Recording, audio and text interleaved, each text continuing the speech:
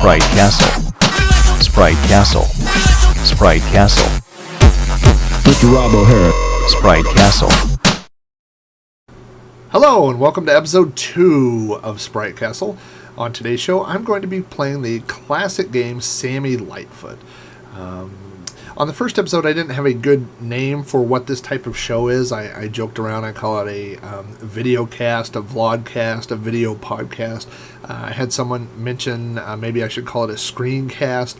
The best solution or the best suggestion I heard was a tube cast, like as in YouTube. So this is a tube cast. Sprite Castle is now a tube cast. I like that. So on the second tube cast of Sprite Castle, I'm going to be playing Sammy Lightfoot. And so let's go ahead and get Sammy started here. Sammy Lightfoot, as you can see, was a 1983 game from Sierra Online. Sierra Online would later become probably more well known for their King's Quest and their quest type games.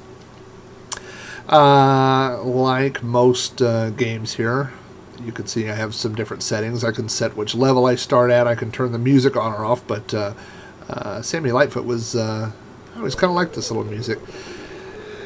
In the manual, it is explained that Sammy Lightfoot is a circus performer. He's a trapeze artist, and you can see Sammy over here bouncing on the trampoline. Don't want to touch that ball, that'll kill us. As I hold the button down, you can see I jump a little bit higher each time on the trampoline, and that's going to be a key into getting Sammy into some different places we need him to get. The ball has 2 different paths it can travel there. Also, if you hold down the button, you will hang on to a swinging rope there, as any good trapeze artist should be able to do, I suppose. Not unlike Pitfall there. Going to jump over this. That thing that's up there in the upper... Oh, now we're going to see Sammy's pompadour spin around there as Sammy dies. In the 8-bit game days, due to the inability to display really detailed graphics, most developers, if they wanted to develop a character, would give their character a easy to discern trademark, I guess maybe you would say, some sort of look. Mario had his little mustache and his overalls, his little hat. So Sammy Lightfoot has his little pompadour hairdo here. He also seems to have a bit of a weight problem for a circus performer, you would think. That up there is a man-eating pumpkin or jack-o'-lantern. You will notice that I can hang on to this little, what looks like a pole here, but it doesn't move. I need to go over and touch this little pad to get this to start swinging. When it's done, oh, don't want to touch the man-eating. Why there's a man-eating pumpkin in a circus is probably a good question. I'm going to let Sammy go up here. Sammy will do his little victory dance, as any good trapeze artist has a few good victory dances in their back pocket ready to go. And we will go to scene 2. Each level consists of 3 different scenes, and although I've wasted a couple of Sammy's lives here,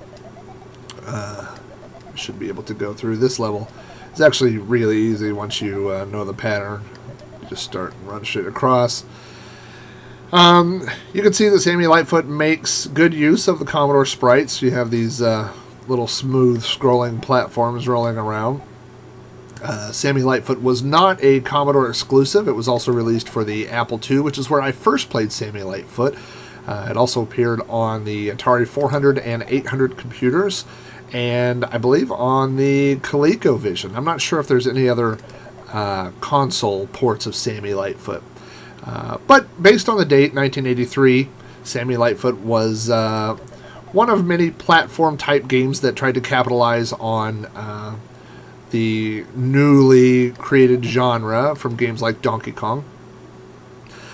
This is actually the only difficult part of this level, and it's not hard once you know what the trick is, but when this carpet moves, you'll see that Sammy does not move with it, so you have to run to stay on this little magic carpet. Again, what a circus this must be, with magic carpets, death-defying feats being performed by an overweight acrobat with a giant red pompadour hairdo. The instruction manual to this game, I believe, is about 2 pages long, and it says the joystick moves Sammy around. Good luck. It does not tell you what you're about to encounter. I used to call these the equalizers of death. I don't know what they're actually supposed to be or why on earth this would be in a circus. Just these things that would, it looks like their only goal in life here is to impale a circus performer, which would be, I'm not saying I wouldn't go watch that, but, it's bad for the circus. You would think that, I don't know, is there a circus performers union or something? I don't know how that works. Once you time this is pretty easy to get through. The hardest part of this level up here is connecting where these two vines. If you're used to playing, I'm used to playing Jungle Hunt, in which these vines, you can almost let go at almost any time and connect on the two. That is not the case with these two vines. It's actually, like I said, this is the trickiest part of this level, is getting this time just right and before the fire gets you.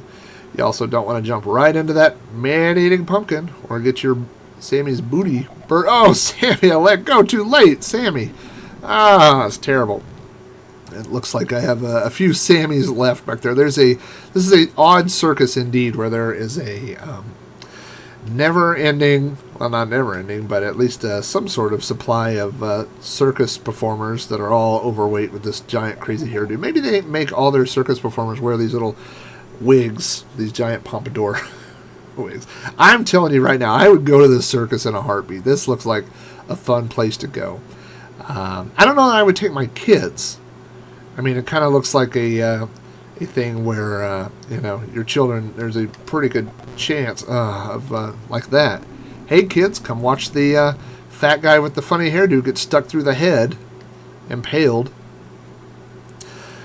With the children, you might opt for a petting zoo instead of taking them to whatever circus this is. But this is essentially Sammy Lightfoot. I'm going to give this one more go here to try to beat this level. You can start on harder levels. On the different levels, you will see things moving a little bit faster. You will see a little bit more, not randomness. On the first level that we saw with the bouncing ball that moved around, on the next level up there are two balls that move around. This game is very pattern-based, so once you have learned the patterns and the timing, you can do the same thing. You'll notice that I'm doing the exact same thing I did last time.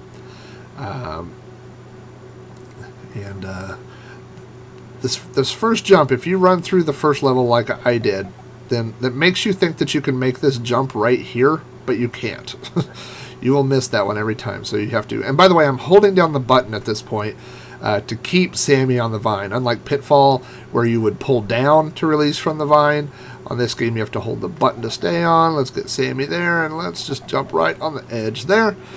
And Sammy will do his little victory strut there with the Sammy Lightfoot music. And now what you'll see is the game advance to level 1, and we're back to scene 1 again.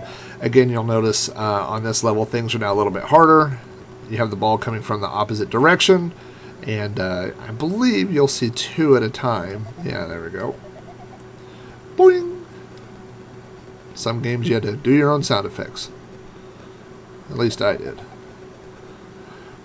Anyway, early game from Sierra Online. This is Sammy Lightfoot. This is, like I said, available for lots of... Oh, Sammy! Lots of 8-bit games, or 8-bit systems, especially computer systems, and the ColecoVision. And I don't think that any version is particularly better than any other version. Oh, what a sad circus. You lose. And that is the end of Sammy Lightfoot. Type your initials, please. Well, there you go. Thank you for watching episode number 2 of Sprite Castle. We will have more Commodore games coming your way in the very near future, so stay tuned. Also, if you want to follow... I'm trying to think of all my plugs here real quick off the top of my head. We've got Facebook. If you go to facebook.com/Sprite Castle, you can find us there. Links to that and other things are available at spritecastle.com. You can email me at spritecastle@gmail.com. If you want to leave a voicemail with any suggestions for future games to play, you can do that at 405-486-YDKF. That is the You Don't Know Flack voicemail line for my other podcast, but you can leave messages here as well. If you like this podcast Tubecast, and other retro-themed shows. Check out throwbacknetwork.net, and you will see lots of other retro-themed shows. You can find the Throwback Reviews podcast there. You can find Doug McCoy's collection of retro podcasts. You can find Ferg's 2600 Game by Game podcast, the Intellivision podcast, which has just come out, and several other retro shows are being added. So be sure to check out throwbacknetwork.net.